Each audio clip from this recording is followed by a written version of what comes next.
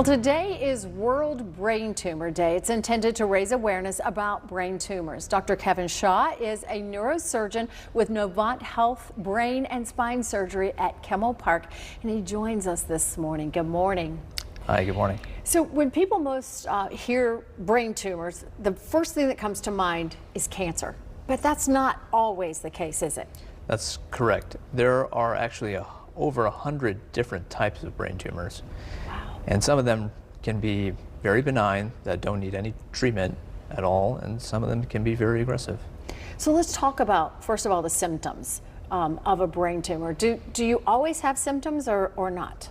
Sometimes no. Sometimes they're picked up just because you got a scan for another reason.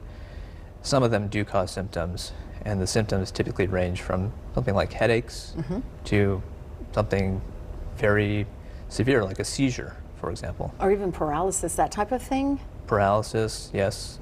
Numbness or dizziness, balance issues. All these things can be a sign of a brain tumor. And that's when you need to head to your doctor and say, hey, something's going on. Yeah, that's right. Are brain tumors hereditary, or is there a hereditary component?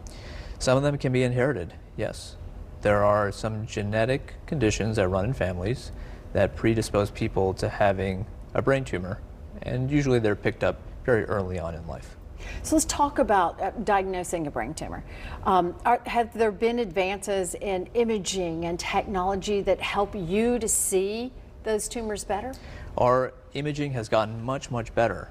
So MRIs over the past 20, 25 years have gotten much better at picking up smaller and smaller tumors so that we can pick up tumors that are millimeters in size. Really? Even before they cause symptoms, yes. Wow, because a lot of times, you know, we used to think about when you're diagnosed with a brain tumor, it was sometimes the size of a walnut or larger. That's right, yeah. And we've seen brain tumors that come in sizes of an orange or a cantaloupe. Those are very serious. When it comes to surgery, you know, we used to say you had to have surgery all the time, but sometimes now, do you? No, there's less and less importance of surgery for brain tumors because technology has gotten much, much better. We can treat brain tumors now pretty well without any surgery at all. Wow, I have a friend who actually has had a couple brain tumors, believe it or not, had surgery and went home that same day, which to me is incredible.